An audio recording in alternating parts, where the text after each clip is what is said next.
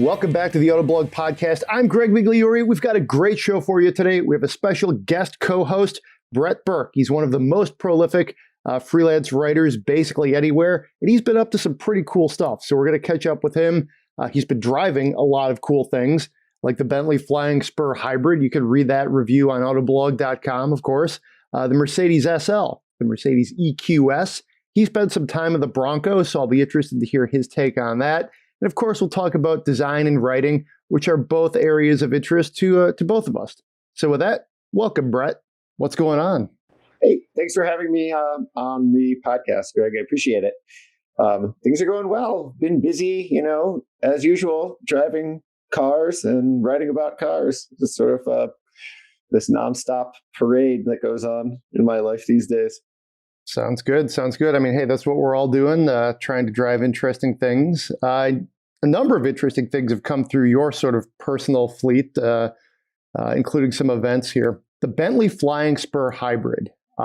It's actually been a couple years since I've been in a Bentley. I think it was actually the GTC, which was nice. I drove it out in California. So it was very, top down, everything was good.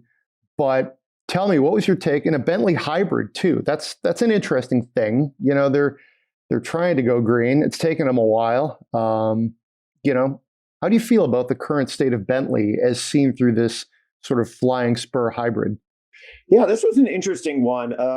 Their cars tend to be extraordinarily refined. That's kind of one of their hallmarks, and sporting. And the hybrid Flying Spur, it makes just about as much power, just a couple horsepower off from the V8 version, not the top-notch W12, but the V8, and accelerates about as quickly. But strangely, when I was driving the car, it just didn't have that level of refinement that I'm typically used to in a super sport sedan like this. It's got this 3-liter or 2.9 liter twin turbo V6, as well as a relatively potent electric motor.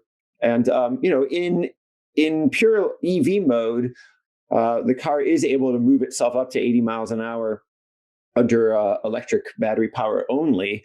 But obviously with only 100 and something horsepower and whatever torque it musters, it doesn't do it that quickly.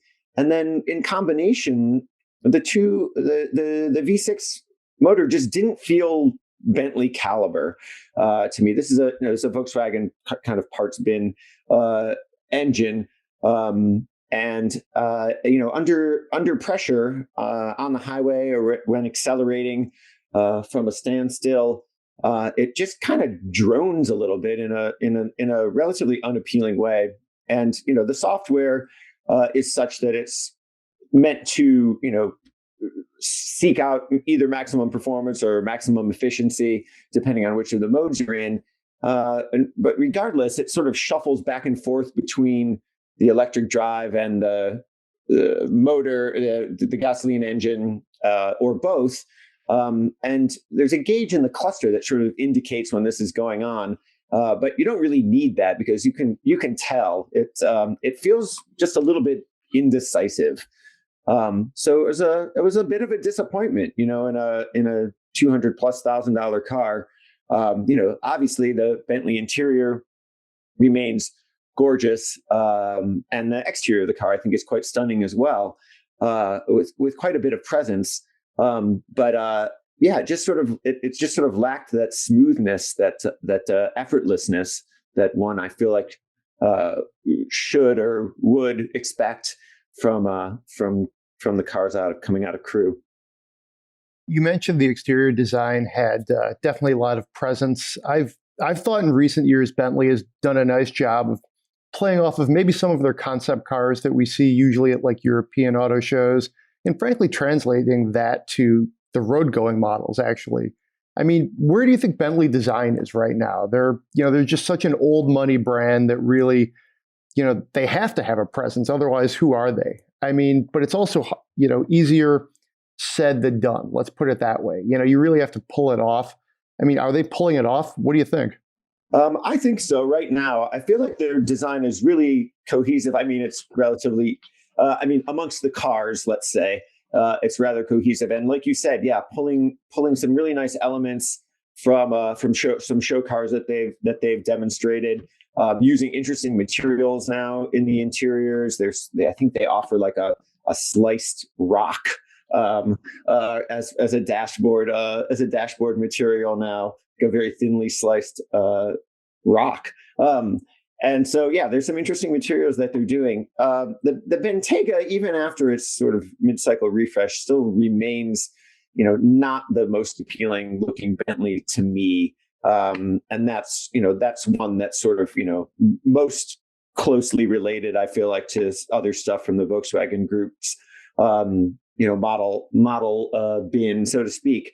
But I think that, judging by some of the stuff that they've shown further out, sort of concepts that they've shown in recent years, it's going to be an interesting time for the brand as they shuffle toward this idea of being, going from being the world's largest manufacturer of 12-cylinder engines to not manufacturing any internal combustion engines at all, which is what they've promised by 2030. I think we're in a moment right now in general in automotive design where manufacturers are, in a bit of a quandary as to how to deal with this transitional moment. And people are taking, different manufacturers are taking very different approaches. Some are, earlier, a few years ago, even if we think about cars like the BMW i3 and i8, there was a great effort to distinguish cars that had some sort of electric powertrain from their more quotidian gasoline powered peers, and really sort of create outre oddball designs, because it was thought that was what early adopters wanted. They want to stand out. They want everyone to know that their car is an electric vehicle. This is a form of signaling in some ways for folks in that category. As we move toward, electric vehicles becoming a bit more mainstream, and we're seeing obviously the release of dozens, if not scores, if not hundreds of electric vehicles from all the manufacturers over the next few years. There's a bit of a shift, and we see in some lines, we see cars, to go back to BMW, like the electric 4 Series sedan, that are pretty much built on the same exact platform with the same exact shape as a very similar shape as as the gasoline powered versions like the M4. At the same time, again, to BMW, they've shown and now are starting to release the Eqs SUV, which has a much more controversial appearance to it. I actually kind of dig it, and managed to take one on a road trip from Italy to Germany through the Alps in Switzerland and Austria last fall, and really enjoyed my time in that vehicle. But it's it's a bit more of an oddball. And so I think, a classic, to get back to your question, that's sort of a roundabout way, a classically elegant brand like Bentley really has to sort of walk a particular line in trying to figure out how to not alienate their traditional customers while still attracting, people who might want to send a slightly different message. Now, one thing that's interesting with brands like Bentley, and the same is true of Rolls-Royce, which is also on this same journey toward electrification, is their customers for the most part don't just own one vehicle. And so when you talk to executives from those brands, they'll say their customers aren't afraid of electrification. In fact, almost all of them already own an electric car, typically a Tesla. So there's a perception that these marks need to pander to sort of a more traditional audience. But if we look at especially globally, and these are global brands, what their customer base is like around the world, it tends to be quite young in large markets like China, and in the Middle East as well. And so, there's a lot of needles to thread, I think, in terms of trying to figure out how to address that. I think we will see some more challenging and out there designs from brands like that. Sounds good. Sounds good. Let's shift gears over to a car that it has some resonance with me, the Mercedes SL. You had a really nice feature in I believe in the print edition of the New York Times. It probably ran online too. But I think I saw it in print. Because Impressive. every now and then I get the paper. It's kind of a fun leisure activity. I've driven basically every recent generation of the SL, including some of the AMG versions. And it always strikes me as a car that it's definitely the right car for a right customer. Aesthetically, I feel like they've had some hits and misses, at least in this century. It's got such a great heritage. And I think that could be both a burden and also obviously it gives the car, it makes it what it is. So where do you think the SL stands? Did they get it right? Is this living up to what it should be? Yeah, I think that's a really good question and a very good point. Yeah, and I think the answer is generally yes for this new SL. It's a car it's one of these cars, and this is typical, I think, of a lot of Mercedes designs of this era that doesn't present as well in photographs as it does in person. I mean, it can be true of a lot of cars, but this one in particular, it looks a little flat and bland in photographs for the most part. But the details and the proportions, I feel like, really shine when you're around it in person, and it has a little bit of menace, and it has quite a bit of elegance, both of which I think are important for an SL. The SL is a really interesting model. It's one of the longest continually made nameplates, and certainly the longest one from Mercedes, our oldest continually operating automobile company. And so it does, like you said, have a huge amount of heritage. I think one thing that an SL sort of always does or should do is really be sort of a signifier, exemplar of its time, as sort of a pinnacle, luxury sport roadster. And I think this SL succeeds in that. And it's interesting, we looked at the heritage of the car and that times piece.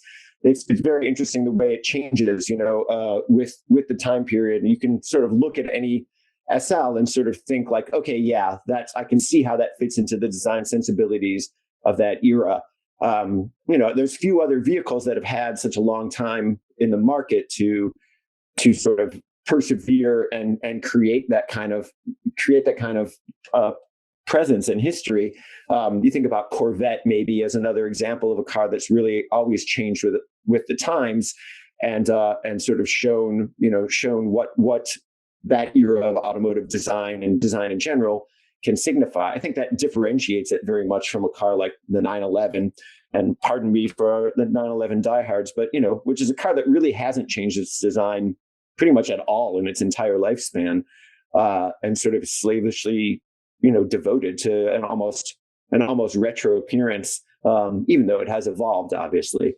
So I think that's an interesting characteristic of the SL. The car, it performs amazingly. It's quite comfortable. There's a lot more room inside of it. Obviously, it's gone to a soft top, so that frees up some space for a 2+2 seating arrangement, which gives you some room inside of the car. Acceleration, handling, and all of that is great.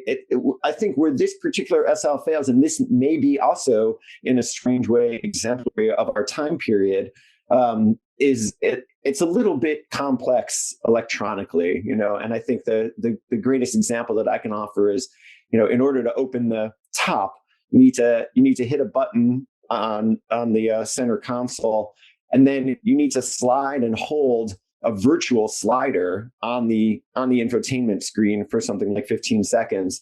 And it just seems like, this kind of function is something that really is not handled better virtually by a touch screen. This is something that's handled much better, like climate control knobs or even volume, things like that, shifting gears, through a physical switch or button. And I think this kind of thing happens, in a number of different areas in the SL, which can frustrate, I think, the driving experience a little bit. But other than that, it's hard to say all that much bad about it. It's interesting. One of my most I'd say, memorable press trips, and you get to do some interesting things in this business, is I drove a 1962 SL Roadster in Spain. And it was probably, this is going to sound funny, it was actually the first time I had driven really any sort of like retro car of that value. Mm-hmm. So I was driving it and I was just like, oh my gosh, what am I going to do? The speedometer is in kilometers, it's Spain. So like the curbs are like right on top of you. There's foot traffic. And I remember like, going into the trip thinking, okay, SL, cool trip, right? Obviously it's a cool trip, and I think it was kind of, piggybacked onto the Geneva Motor Show. So it's like, hey, this is probably one of the cooler things you're going to do this year. But I had a very, I would say, neutral approach to what the SL was. From just like a work standpoint, it was like, to me, this was just another thing. It's what I had to do. It's how you had to bake the bread in that March of 2012 or whatever it was. But as I really drove the vintage versions, I drove a few different generations of it. That's when it really started to seep in, and maybe that was a blind spot as far as my automotive just kind of palette at that point. But I mean, that really seared into me the meaning of this car and all of its history and heritage. And I mean, there's just some things where it's like they sort of transcend time. And I mean, that's honestly when I saw you had written about the SL, I was like, well, hey, we got to talk about this because this is a car that's been kind of on the outer edge of my consciousness now for a decade. So, and obviously that's what they're going for too. Yeah, absolutely. I think it's a return to form in many ways. The previous generation of this car, I thought, was a real disappointment. I mean, it drove well and all of that. And it was, quite luxurious, but appearance wise, it just really never came together. It looked like it was designed by committee. And from what I've heard internally from people in Mercedes, that was actually the case. And so, it's nice to see that car get a cohesive appearance again and really sort of start to, if it's not, I feel like it could have pushed things a little bit further. But it's quite refined and elegant, and it's cohesive in a really good way. And I think that's what an SL is supposed to do. I think I did a story for you actually this past summer at Pebble Beach where I drove, pretty much all of the generations of the SL or most of the recent generations, five maybe different vintage generations of the SL. And yeah, this is a car that is, outside of its maybe original Gullwing iteration, very much a Grand Tourer, a very luxurious and also a sporting Grand Tourer. And, it's really, maybe this is just a function of my getting older. I always liked these cars, even when I was a little kid. But maybe this is just a function of my getting older, but it's a really enjoyable driving experience and great for just how you described it, driving through a European countryside or, in the States as well. So let's shift gears. We'll stay with Mercedes though. You drove the EQS. I actually spent some time in one earlier this fall, and it was really a trip for me, but I'm curious, what did you think? This is just such a brand new thing for Mercedes. And really it's sort of like their moon landing as far as their, electric technology, all baked into this flagship vehicle. We're going to see it sort of, roll out across some of the lower price points, relatively speaking. But this is sort of to me, I almost thought this is what the S-Class could be in maybe a decade or something. It's electric and it's everything. I don't know if they'll go quite that extreme, but I mean, this is everything. Rolling, pick your cliche of what they could do. But I also thought it could be a little polarizing. So yeah. I'm curious about your experience. Yeah, that's a good point. Again, this is another vehicle that to me, really doesn't photograph well. The proportions end up looking strangely stunted, I feel like, in photographs. It does have, somewhat strange proportions. It's got a real short front and sort of this one bow design. But my experience with it, and I drove a very early version of it for the Times, I think back in April of last year, for a story. It was still camouflage, so we couldn't even print, we couldn't even photograph it, I don't think, or something like that while we were driving around in it, although everyone else on the street could. But it was, I think my takeaway from my time in the vehicle And I recently drove the EQS AMG, which is the first, all electric Mercedes product from their, their Go Fast subsidiary, AMG. Is very much, an electric S-Class, which is what it sets out to be. So it does all of the things an S-Class should do. It's commodious. It's extremely luxurious. It has the most up to date technology and safety systems. The fit and finish is top notch. And it looks, imposing and expensive. And I think all of those things are true of the EQS. It was interesting, it released pretty much, I think, in the same year as the new S-Class, or within the same 12-month period as the new S-Class, and not the same car underneath really at all, or on the skin at all. So a different approach from the one we were talking about with BMW.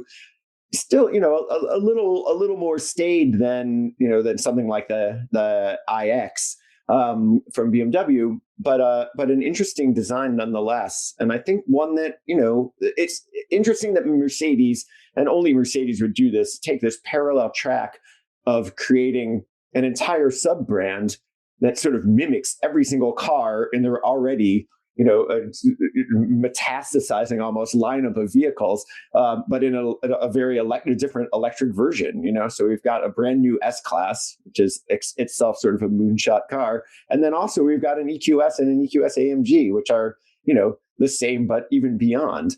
And so it's just it's the dominance, the dominating presence of Mercedes and their R&D and their budgets, I would imagine, that leads to this sort of proliferation of vehicles. And I think, this is how they're seeing the market. There's going to be a market for electric vehicles. There's going to be a market for gasoline vehicles. They haven't really decided that they're going one way or the other. I don't think they've made any commitments to saying, like, we're getting rid of gasoline powered vehicles by X, Y, or Z date. As far as I know, although regulations will, in Europe especially, and other places around the world, will require that. But it's a very interesting approach. Again, I look at this at the wall to wall, A-pillar to A-pillar screen in the EQS when I'm in it, and think, you get into a car from 2014, and you look at the screen on that car, and it just, it looks so incredibly out of date so quickly. I wonder if the same thing will be true of these gigantic screens that we're seeing, or if everything is going in that direction, we're just going to be inundated with screens on every surface of the vehicle before too long.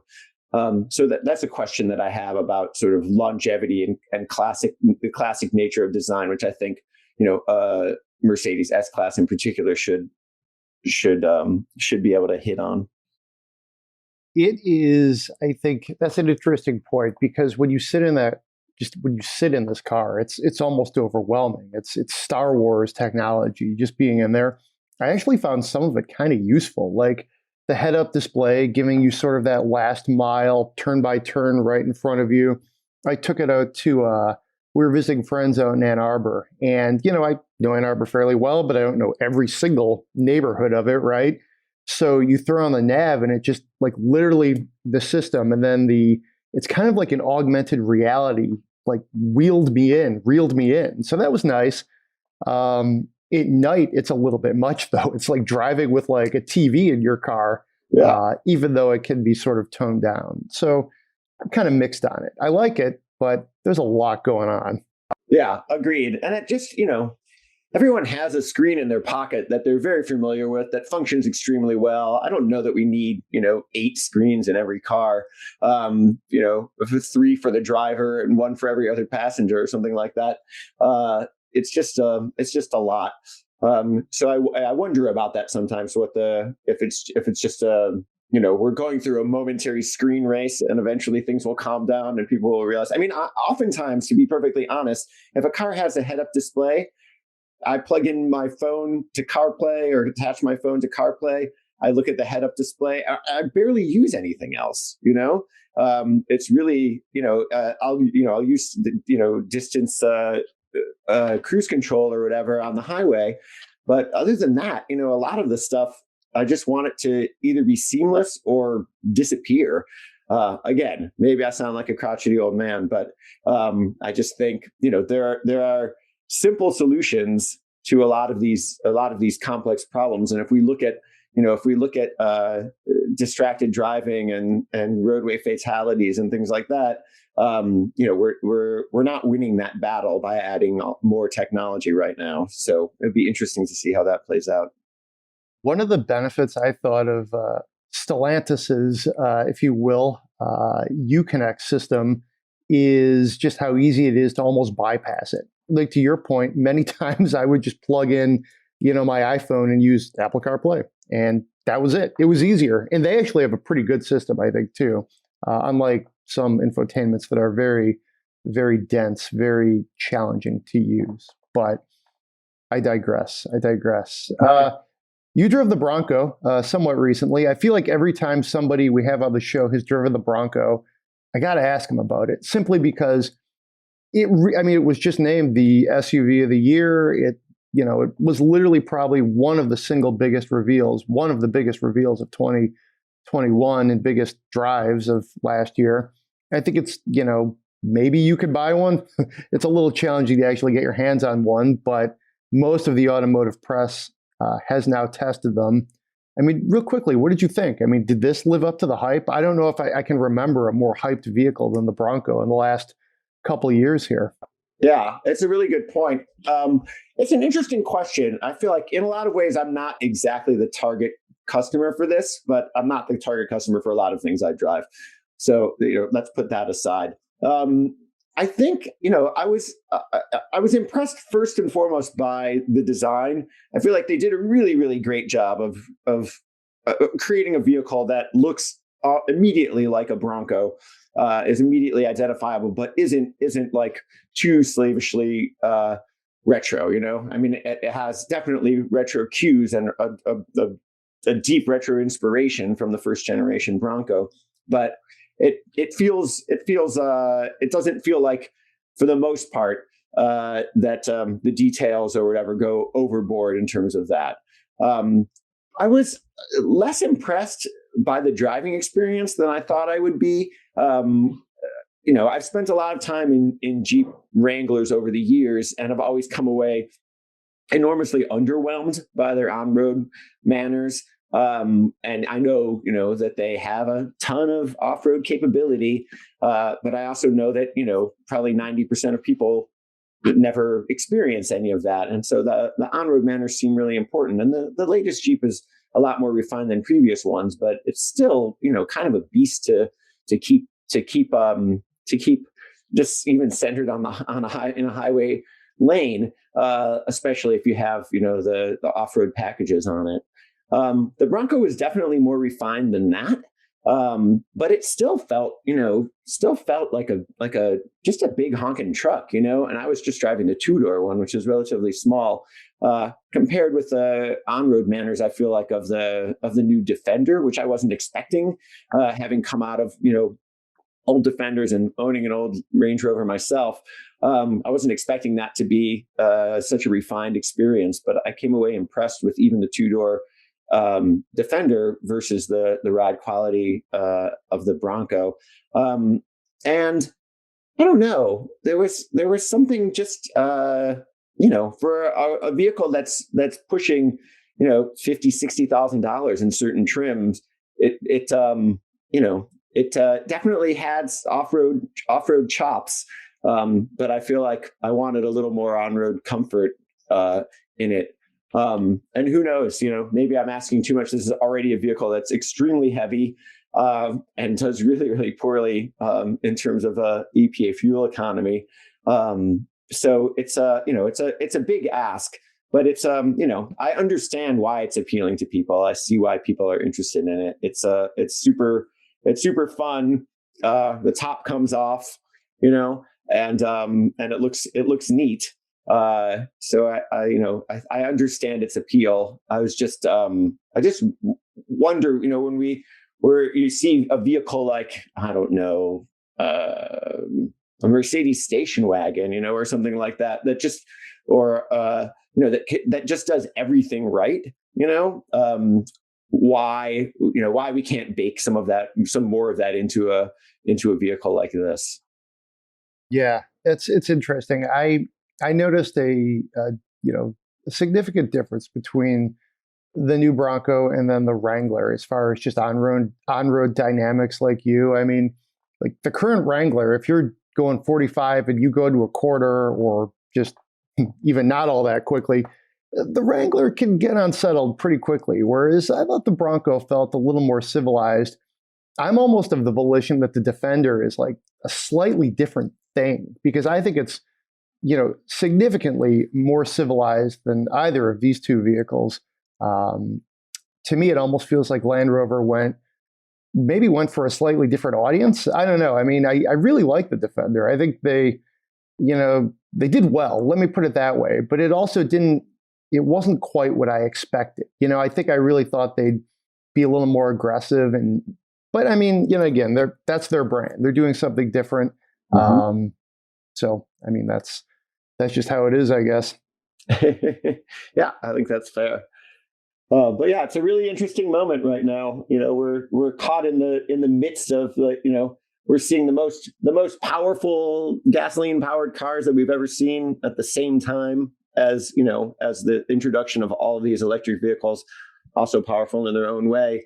And I think it's a bit of a schizophrenic time for the industry, trying to figure out what people want, how to stay ahead of the market, how to stay aligned with necessary, in my opinion, regulation to try to shift the market away from the burning of fossil fuels, which are so harmful, and all of that. So we're really we're in this transitional time. It's sort of when I went away to college, and this will date me. I went to college with a typewriter, and when I left, I had a Macintosh 2 or whatever. So it was we're in a moment very much like that right now, where we're making a shift from one paradigm to another.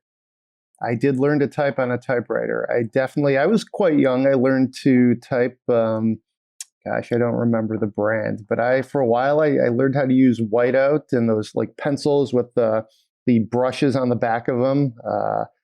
I definitely remember that in second grade of Catholic school. So that was a little challenging, but I learned to type on a typewriter myself.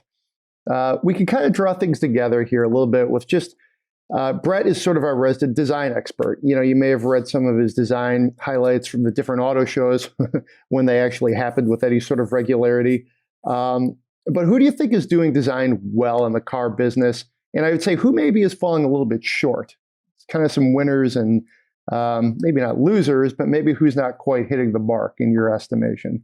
Yeah, I've been really fascinated with what's been happening with the Korean brands recently. I'm sure I'm not alone in this, with Hyundai and Kia and Genesis as well.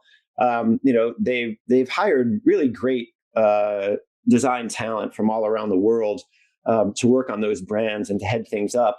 And I think it's starting to pay dividends. It's been going on for it takes a while for a whole cycle to sort of go through, and so I've come away really impressed with a lot of these vehicles. I haven't had a chance to drive the new Ioniq 5, but that's one that's really caught my eye. I think I did a story for you guys about the concept car that it was based upon back when it was first unveiled a few years ago.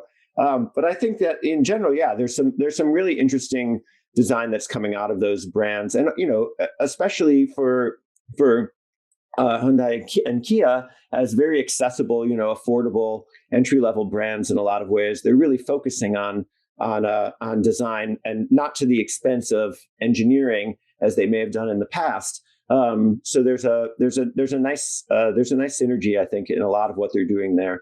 And I think some of it might be might not age well, might be a little bit too of the moment. And I think this may be especially true in some of the Genesis vehicles that we're seeing, especially some of the SUVs. But I think that in general, yeah, they're really hammering it. I mean, if we look at like the Telluride or vehicles like that, it's just like really crisp, clean design that stands out, that that shows what it should be doing. So I feel like they're hitting some really interesting marks these days. Less inspiring, maybe. It's a nice way to put it. Less inspiring. There you go. Inspiring, yeah. I mean, I'm a Grand Wagoneer fan. I owned a 1984 and a 1988 classic Grand Wagoneer, and I was was very, very excited about the release of that vehicle. And I saw the first one in person on the street recently, and I'd seen pictures, and I'd seen it in static on a display or something like that as well. And I can't get behind it. I feel like it feels unwieldy. It feels like it has a strange, like, hunkered shape. And it's not doing it for me. And I think Jeep is one of those brands that that has a great deal of history and a lot of cool stuff to draw on. And that one's just I so wanted it to be better, and it's just, I'm not feeling it. I'm trying it out. I haven't driven it yet. I'm trying it out this week for the first time, and I might come away with a different perspective. But I haven't been amazingly impressed with that one for right now. I would agree with you. I drove it last fall, and I mean, inside it's very decadent. It's definitely their, nearly six figures, sometimes exceeding six figures luxury SUV. It's, frankly, a vehicle that can compete with everything from the Tahoe up to the Escalade. So there's a lot going on there, including plenty of screens, if you will. Mm-hmm. But in some ways, we mentioned earlier, like the SL, they put the Wagoneer, the Grand Wagoneer name on this thing. They're giving it a history. They're trying to trade on that history.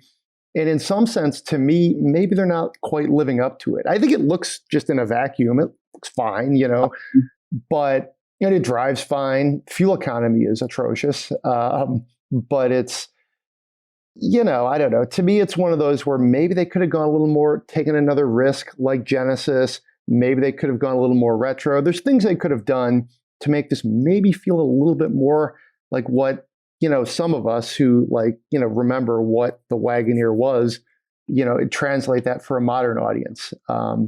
Like you, maybe I'm turning into an old man yelling at a cloud, and, for them, this is more than enough. And I get that. But I would agree with you. One of my neighbors actually has an old Grand Wagoneer, and I'll drive by and I'm like, oh yeah, okay, or Wagoneer. And you're just like, okay, that's sort of like what this could have been. Maybe not syrupy retro, but just a little bit for you, if that's why you're, coming to Jeep for this car. And maybe that's not their buyer. Maybe their buyer is just, hey, rich people who want large SUVs. And I can definitely respect that too. So, yeah. I'm going to go out on a limb with one more, and I'm going to say that I really appreciate the risks that BMW is taking these days. Okay. I haven't been a fan of of some of their designs in the past, but I'm interested in the idea that they're really trying to do something different. And if we think about the last era, maybe when this happened for BMW during the Chris Bangle years, some stuff looked pretty weird. But quite a bit of it had quite a bit of was quite inspirational within the context of the industry overall. And I think it's interesting the way that they're pushing the envelope with these new forms, that recent SUV concept that they showed. I just think I like the idea that they're taking a risk. It's interesting. The Germans sort of play off of each other in this way. BMW and Mercedes went in sort of a Baroque direction, and Audi got very sort of stayed, in the early mid 2000s, and sort of ate up some market share of theirs by just sort of not being so Baroque. And I think everyone's sort of shifting around in different directions right now. BMW's got a sort of a new sensibility. Mercedes is extremely clean. And it's interesting to see where Audi might go. They might end up in a retro realm or something like that, based on some of the concepts they've been showing. So, but I think, again, it's a very interesting moment for the industry. So there's, all bets are off. And I think there's something kind of exciting about that. I would agree with you wholeheartedly in regards to BMW. And I'm literally the only person, I think, at Autoblog. Maybe you and I are the only two in the industry, it seems like, who like want to sort of give them support. I mean, the grills, they're going for it. And frankly, like, I mean, that's the whole point of this. You know, the whole point isn't to play it safe. I mean, they're playing it awesome. I mean, they're definitely not pulling it off on every single vehicle. Let's be clear there. Mm-hmm. But I mean, I'm all about it. I think, hey, go for it. Some of these cars do look great. They actually do have a history if you go back to the shape and the execution of some of these very large sort of vertical grills. Mm-hmm. So I'm with you. I'm all for it. At least go for it. You can always change it with the next mid-cycle refresh, like Chevy did with Camaro a couple of years ago. So why not? Life's short. See what you can do. Agreed. Well, good. I'm glad I have a supporter in that. All right. Well, we can wrap things up here. Just you're one of, I'd say, the more prolific writers out there these days. When you are about to approach a story, I mean, you know, what's your approach? I mean, do you pour yourself a whiskey and fire up the typewriter? Do you, do you like to write at a certain time of the day? Every now and then when we do get some of our different contributors on here, I think it's kind of interesting, a little nerdy to talk about the craft. I mean, how do you go about it? Yeah, well, at any given time, I'm working on, a half dozen stories. And so all sorts of different things are going on at all times, where I'm fielding interviews, I'm doing transcriptions, I'm doing original research. And then eventually at some point, I'm actually writing this story. And for me, I think, I come to this, I was a fiction writer. That was what I studied as an undergraduate. I was a creative writing major. And I taught fiction writing eventually at the university level for about 9 years.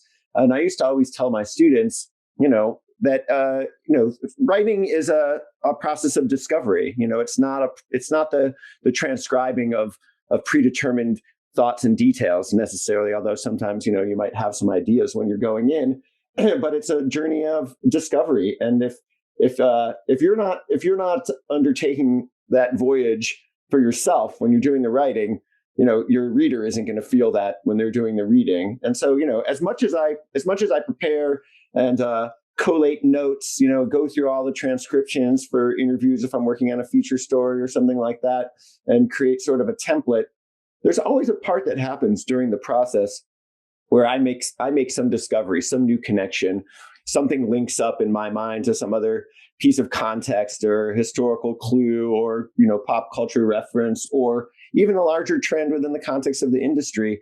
And, that becomes, a big part of the story for me. And so, as much as I enjoy the research part and the reporting part, and even the going through of all of that information, the writing for me is still the most exciting part. Like when I get to the point when I'm ready to write the story, I'm still kind of giddy about it. And this is, whatever. I've been doing this in the automotive world for 13 years now, and have written, thousands upon thousands of stories. So I consider myself very lucky that I'm still excited about that process. I mean, I love the subject matter, but I write about things other than cars that I like or don't like equally as well. So some of that is a part of it for sure. But I guess the other thing is, I think this is just, part of my temperament, and part of what makes it possible for me to work as a freelancer is I'm sort of able to work wherever I am, so I can write a story sitting in the lounge of a busy airport. I can write a story, standing up at the edge of a hotel lobby. I've written stories, in the corner of the Geneva Auto Show on my phone. And so, it just depends on where I'm at. But I'm not. If I have a big story that I'm working on and I need to lay out a whole bunch of notes and stuff like that all around me, there's certain times when I feel like I need to be right at home at my desk. But for the most part, other than that, the plane is actually one of my favorite places to work. I during the pandemic, I really missed that experience of just having that private time on the plane to get stuff done. I'm with you. In some ways, I almost like having something amiss, something awry when you're trying to get something, and then you have the pressure of getting deadline, of hitting the deadline. Mm-hmm. Like, to me, that almost just focuses you and gives you that extra dose of adrenaline. And, hey, sometimes that does mean you're like wedged into like the Geneva Motor Show press room, cranking it out. Like, that to me is just, that's what it's all about, So. Yeah. It's a fun process. I feel very fortunate. Doing something that I love in a category that I really love, and at a time when, it's perhaps one of the most interesting times to be covering that industry. So I feel fortunate in that realm. Hear, hear. So thanks for joining us, Brett. We'll have to get you back on again sometime soon. Thanks again. Take care. Okay. Thanks a lot, Greg. And thank you all for listening. It's been a great show. Had a lot of fun catching up with Brett. Send us your Spend My Monies and other questions for our mailbag. That's podcast@autoblog.com. Be safe out there, and we'll see you next week.